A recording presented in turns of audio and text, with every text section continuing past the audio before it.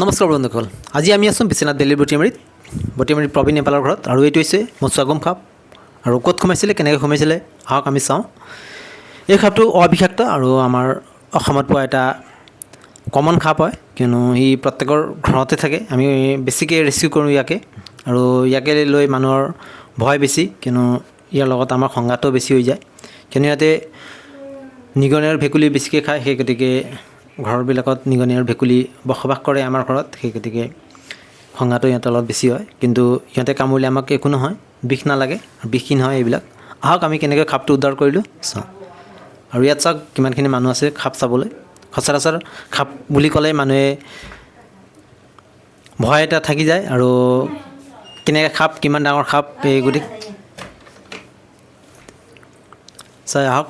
আমি সাপটো ওলাইছোঁ এতিয়া বাথৰুমৰ নলাৰ পৰা, আৰু কিমান ডাঙৰ সাপ আছে আমি চাই লওঁ, কিয়নো মই গম পোৱা নাই যে কিমান ডাঙৰ সাপ আছে। আৰু আমি বাহিৰৰ পৰা হেৰি কৰি পেলাই সাপটো ওলালোঁ। আৰু চাওক এইটো হৈছে সুস্থ সবল মচুৱাগম, ইণ্ডিয়ান ৰেড স্নেক। দাৰাইছ বুলি কয় বেংগলীত, আৰু আমি হিন্দীত তাক ধামন বুলি কয়। গতিকে নেপালী ভাষাত ইয়াক কালো সাপ বুলি কয়। এতিয়া ইয়াৰ বিষয়ে আমি গোটেইখিনি ৰাইজক বুজাম, কিয়নো বুজোৱাটো বহুত প্ৰয়োজন। এই যিটো ভয় আছে মানুহৰ সাপৰ প্ৰতি, এই ভয়টো আমি আঁতৰাব লাগে, যাতে সাপবিলাক আৰু বেছিকৈ বাচি থাকক। যদি আমি এই ভয়টো আঁতৰাই দিওঁ, তেনেহ'লে মানুহে সাপ মৰাটো কমি যায়।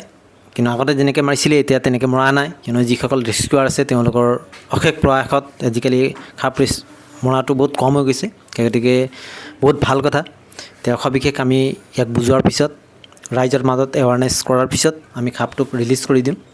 আৰু এইটো বিষখিনিৰ কাৰণে আমি এনেকৈ কৰি আছোঁ, কিয়নো যদি বিষাক্ত হয় তেনেহ'লে আমি এইটো কৰিব নোৱাৰোঁ। চ' সকলোকে থেংক ইউ। আমাৰ ভিডিঅ'খিনি আপোনালোকক কেনেকুৱা লাগে আমাক নিশ্চয় ক'ব।